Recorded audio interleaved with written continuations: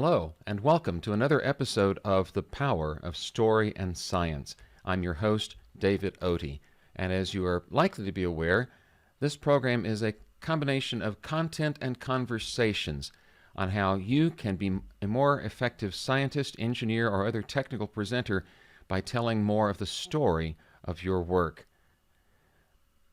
I'm really very pleased with the conversations that I've had lately with some of my guests on this show, and I'm very excited about some guests that are coming up. But today's episode is going to be a content episode. And what you're going to hear from today will be some of the content that I included in Chapter 2 of my forthcoming book, The Speaker's Quick Guide to Presenting with Confidence. And I would encourage you to refer to my website, davidotey.com, for more information on when and how you can obtain that book. The reason I wrote that book is because as a speaking coach, I've had so many people come to me and say, as much as I try to prepare to give a presentation, I still get really nervous and I don't do as good a job as I think I'm capable of doing. And so I decided to write a short yet comprehensive, is that contradictory, volume on which addresses what I perceive to be many of the most common causes of nervousness when speaking. And one of those that I'm going to focus on today, one of those causes of nervousness, is the problem many speakers have of focusing so much on how good a job they want to do as a speaker, that is, how they are presenting themselves from the stage, that they forget to focus on the needs of their audience. You see, I often coach speakers to be more audience-focused. The problem so many technical presenters have, so many scientists, engineers, project managers, IT specialists have when presenting their data or their information is that they get so focused on regurgitating information, doing an information dump, which we've all experienced as audience members, and many of us have experienced as speakers. An information dump does not serve your audience well, because it doesn't engage your audience, and despite all of the great information you think you're imparting, your audience will typically take very little away from an information dump. So let me plant this idea in your mind. You're going to hear this again. As a speaker, you're not there to serve up information. You're there to serve the needs of your audience. Focus on your audience's needs first before you focus on your information. As contradictory as that may sound, and I believe you will not only engage more effectively with your audience and give a more effective presentation, but I believe that by focusing on the audience instead of yourself and how you perceive that you are coming across, you will also overcome one of the most common sources of nervousness when speaking. So how do you do that? How do you focus on the needs of your audience? Well, I'll give you several steps. I'll give you 3 steps. In fact, in classic speaker format, we're going to give you 3 steps to becoming more audience focused. The first step is to concentrate on what you are there to accomplish. What is your specific purpose? When we present information, we almost always have a general purpose in mind, typically to inform or to educate, perhaps even to persuade. Rarely in technical presentations to entertain, although that does come into it sometimes. But those are general purposes. If you can describe your purpose in a few words, it's what we call a general purpose. Your specific purpose is something quite different. Your specific purpose is the answer to this question. What do I want my listeners to think, do, or feel differently when I am done? Let me repeat that. What do I want my listeners to think, do, or feel differently when I'm done? In other words, what difference are you there to make? Because if you're not there to make a difference, you really ought not be trying to speak. How will your audience's condition be changed as a result of experiencing your presentation? How will your audience's condition be changed? What are you there to do for them? What are you there to accomplish? Whenever you know the answer to that question, what do I want my audience to think, do, or feel differently when I'm done, then you're ready to use the answer to that question as a filter through which everything must pass if it is to go into that presentation. And when I say everything, I mean every word, every paragraph, every chart, every diagram. Everything you want to present needs to go through that filter. Does it support your specific purpose? Does it help you accomplish the change that you are trying to make? Once you know your specific purpose, that becomes your filter, and it's much easier to figure out what to leave out of your presentation. And you see, a problem that I see many speakers having is not knowing what to leave out. And so they try to cram too much in. When you hear someone racing through a presentation trying to cram as many words as possible as they can into it, you know there is a person who has not applied good filtering to their content. As one of my mentors in the speaking business, Craig Valentine, is fond of saying, when you squeeze too much content in, you squeeze your audience out. When you're trying to cram in as many words as possible with no pauses, no space for breath, no opportunities for your audience to think about your content and engage with your ideas, ponder what your ideas mean for them, then your audience is not going to take away from that experience nearly as much as you think that they should be able to. So use that filter. Use the filter of the specific purpose. What do you want your listeners to think, do, or feel differently when you are done?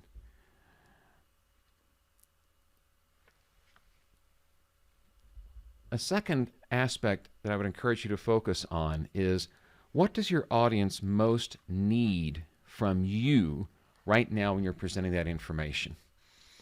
Let me repeat that. What does your audience most need from you?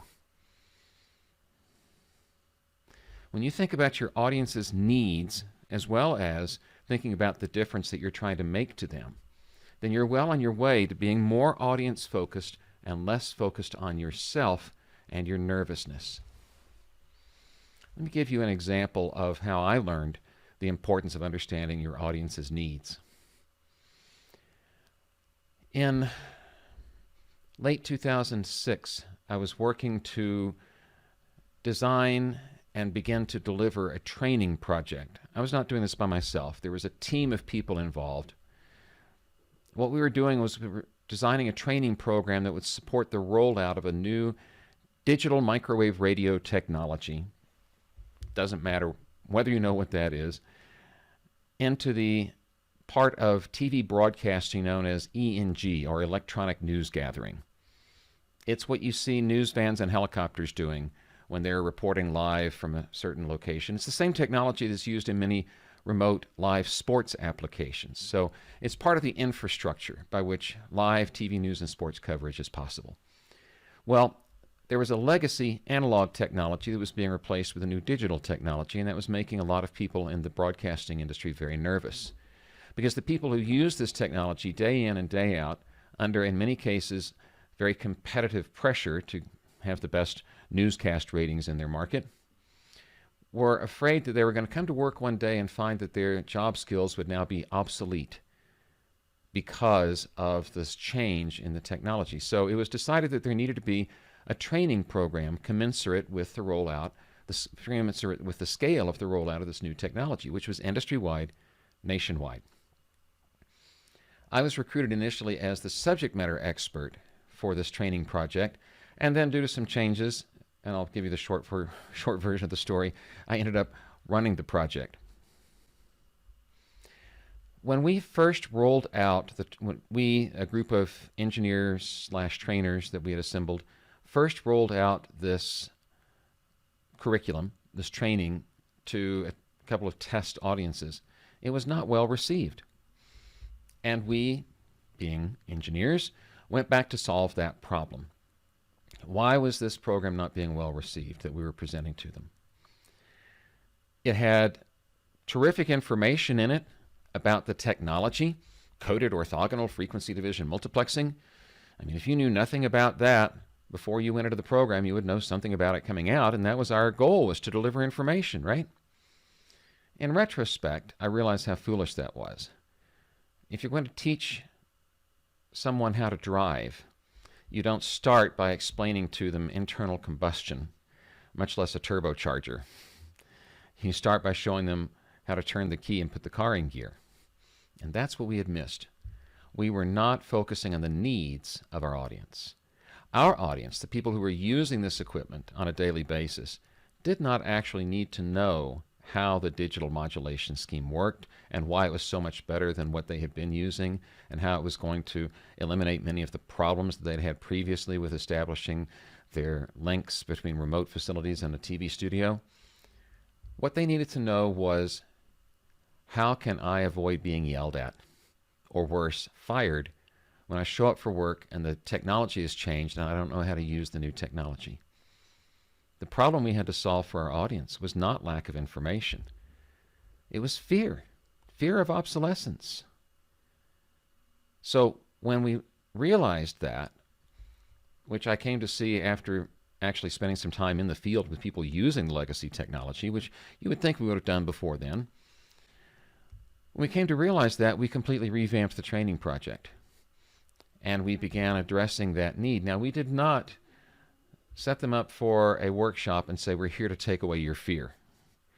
But in fact, the idea of taking away their fear informed everything we did in the design of that program. We showed them how people doing the same job they were currently doing were using the legacy technology and said, now, does this look like what you already do? And of course they said, well, yes, it does. Now, we may do things a little bit differently at our TV station than they did at that one, but yes, that looks like basically how we do our job today. Then we showed them another video montage of people using the new technology at a station that was already equipped with it, and asked them, what do you notice that's different? What do you notice that's the same? And by doing that, we were able to take away their fear of the new technology, because they saw for themselves the similarities and the differences, and that the differences were not insurmountable. The program was ultimately successful. When I say successful, it was a huge project. Because of the delays in rolling out the technology nationwide and the many obstacles to be overcome in changing out the infrastructure at so many TV stations, it took longer than we had counted on originally. But it was completely successful in that no one ever came back and said, we're not getting the use of the new facilities that we were told we would because we couldn't understand how to use it. How many people did that affect? Over 10,000 in about 900 locations, not only from Maine to California, but from the U.S. Virgin Islands to Guam. It was a huge project.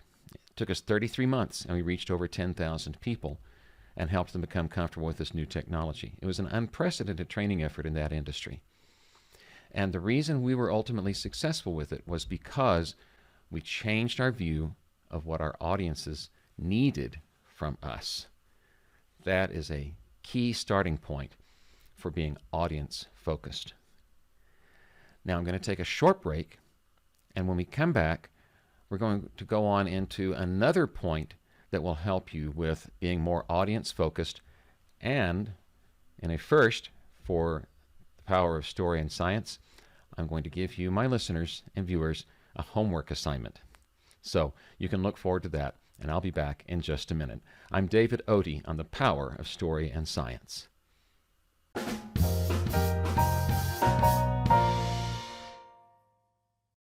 You are a knowledgeable expert, and you want your expertise to make a difference to your audience, but you can't see them and gauge their reactions. Therefore, you need new tools for engaging that unseen audience. Hi, I'm David Otey, offering you a way to pick up those tools. In my new self-paced online course, you will discover 3 ways to improve your story, 1 fascinating tool for hooking your audience's attention, and 8 details in your physical environment that will set you apart from other virtual presenters. Today's technical presentations are going virtual, and that means you can reach a wider audience as long as you understand how to serve that audience. So join me for the online course, Own the Virtual Stage. Confidently connect with an unseen audience. Just go to ownthevirtualstage.com for details.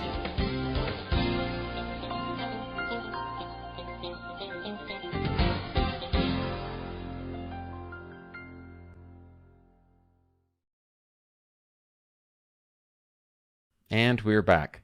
This is the power of story and science, and I'm your host, David Otey. And today's content comes from my forthcoming book, The Speaker's Quick Guide to Presenting with Confidence, and you can get more information about the availability of that book on my website at davidotey.com.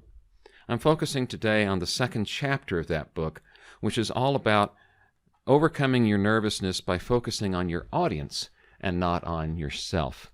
And so far, I've given you 2 tips for accomplishing that goal of being more audience-focused. First, make sure that you understand your specific purpose, what you want your listeners to think, do, or feel differently when you're done. Second, ask yourself what your audience needs from you. And then the third point is, how will you improve your listeners' condition? That is, how will your audience benefit from having heard you by the time you are done? You see, so much of the time what we do in technical presentations is we focus on the information. This information needs to be delivered. Instead of asking the question, what information does my audience need to understand to improve their condition, to improve their appreciation of the state of the art, to improve their understanding of the engineering solution that I'm trying to sell them, to improve their understanding of how their work may perhaps complement my work so that we might be able to collaborate on something. So when you have your specific purpose in mind, then you can focus on what your audience needs, truly needs from you. As I told you before the break, I had an experience earlier in my career. In fact, it was the experience that ended up providing the catalyst for me leaving television when that program was over at the end of 2009 and going full-time into training, public speaking, and speaker coaching, which is what has led to this podcast, that background in physics and engineering and my interest in telling the story of my work. And you heard me explain how we came to understand, the engineers who were creating that curriculum, came to understand that our audience needed from us a release from their fear and anxiety about what this new technology was going to mean for them to do their jobs. So here's what I would encourage you to do, and this is your homework exercise, all right? If you are planning a presentation and you've been thinking about the information you're going to present, I want you to pause as soon as you finish hearing this program and ask this question. And this comes right out of chapter 2 of my book. How will my audience benefit from hearing me talk? How will my audience benefit from hearing me talk? This is a little writing exercise that I embedded right into the second chapter of the book. And what I encourage the readers to do is, when you're ready, close the book, set it aside, and write as many answers as you can to that question. How will my audience benefit from experiencing my presentation or hearing my talk? Think about that. Write down as many answers to that question as you can think of. And then decide how you, when you present, are going to meet their need for those particular benefits. Let's consider some examples. Perhaps you are an engineer. You've devised a solution to a particular problem. You and other engineering firms are competing for an opportunity to provide that solution to a customer who has a specific need and may have released a request for proposals. So, what does your audience need? How will they benefit? Well, they need to come to an understanding that your solution is the one that they want, right? How will they benefit? You're going to be more successful at selling your solution if you truly believe that they will benefit the most from your solution compared to a competitor's solution. So what is the benefit they stand to gain from hearing your presentation? Knowing that they are making a confident, well-informed decision to adopt your solution compared with someone else's. They need that assurance, that confidence that they are making the right decision and spending their money in the right place. What if you are a scientist presenting the result of your pure research. Now, it may be harder to imagine how your audience benefits from that because perhaps at this phase there is not a practical application of your research. It's pure science.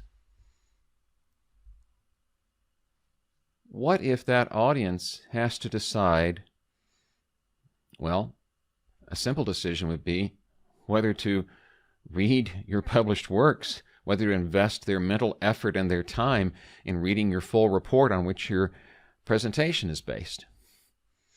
There's only a finite amount of time available to them, so you want them to decide, wow, I don't want to do anything else until I've read that paper and fully understood what that research was about and its implications.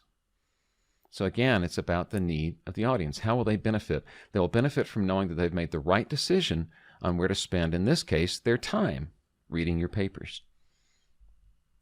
Anytime you are presenting information to someone, it's not the information that has a need.